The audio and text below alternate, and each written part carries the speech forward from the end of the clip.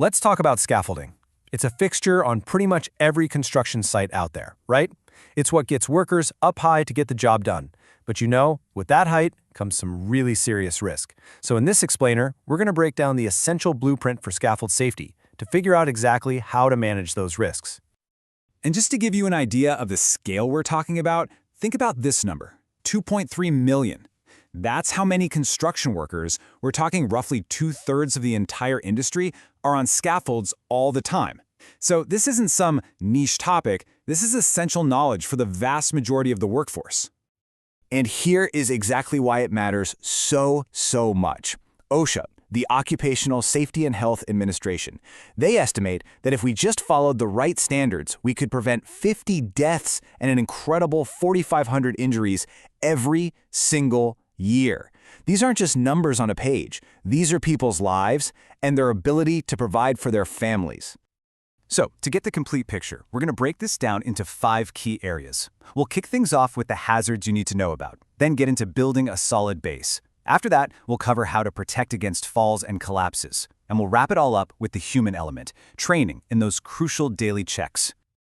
Okay, first things first. You can't prevent a danger you don't understand. So, before anyone even thinks about building a scaffold or stepping onto one, they have to know the main dangers they're up against. Awareness is always step 1. So OSHA has pretty much boiled it all down to these 4 big ones. Falls are, of course, the most obvious, but getting hit by falling tools, getting electrocuted by power lines, and the absolute catastrophe of a full scaffold collapse, they're just as deadly. Keep these 4 hazards in your head because literally every rule we're about to cover is designed to stop one of them from happening. All right, we know the dangers, so how do we fight back? Well, it all starts from the ground up, literally. Let's dig into what it takes to build a safe, solid working platform before a single person steps foot on it. You're going to hear this term a lot, competent person. And let me be perfectly clear, this is not a suggestion. It is an absolute, non-negotiable OSHA requirement. Every single job site that uses scaffolding has to have a designated person who fits this exact definition. They need the knowledge to spot a problem and, just as importantly, the authority to fix it right then and there. Think of this person as the quarterback for scaffold safety. They are responsible for everything. Inspecting the gear before every single shift, supervising the build-up and teardown, making that critical call on whether it's safe to work in bad weather, and making sure every single worker knows the risks. This role is absolutely essential.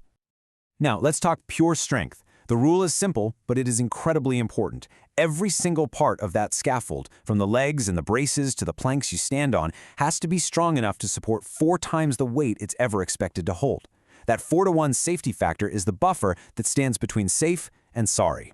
I mean, it's common sense, right? You wouldn't build a house on a pile of sand. Same thing here. The foundation for the scaffold has to be solid, level, and totally rigid. Using makeshift junk like loose bricks, barrels, or concrete blocks is just asking for a disaster. They can shift or even get crushed under the weight. The platform itself, the part you actually walk on, has its own strict rules. It's got to be at least 18 inches wide to give you proper footing, and the planks need to hang over their supports by at least 6 inches so they don't slip, but not so far that they create a tipping hazard. It's a real balancing act.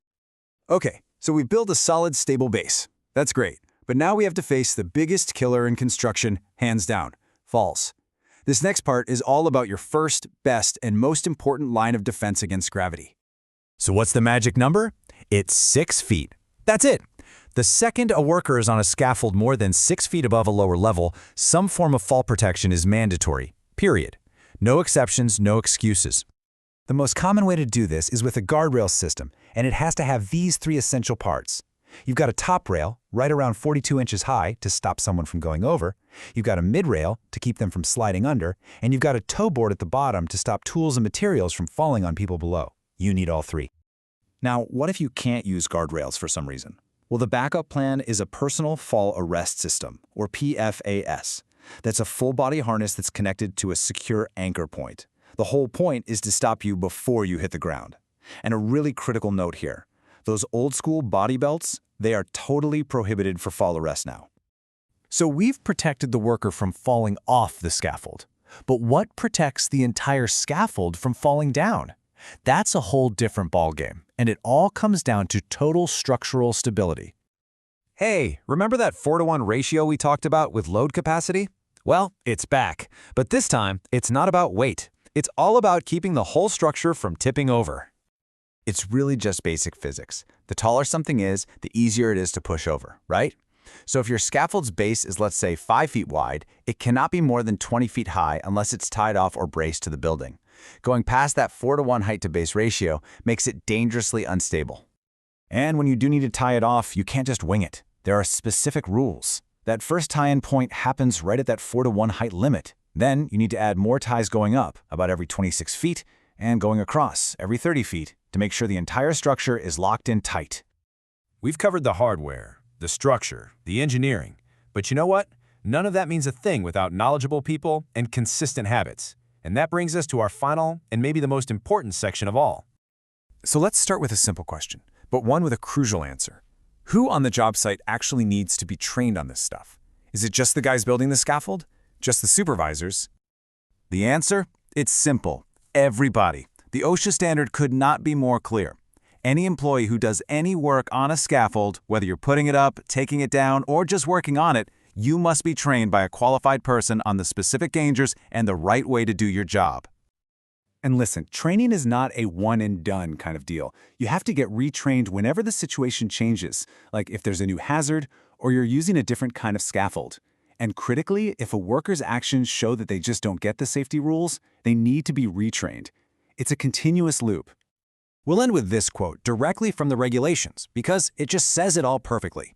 Safety isn't about getting to it later today or tomorrow. If a scaffold is damaged, even a little bit, it has to be taken out of service immediately. That constant vigilance, that commitment to immediate action, that's what turns a safety plan on paper into a reality that saves lives.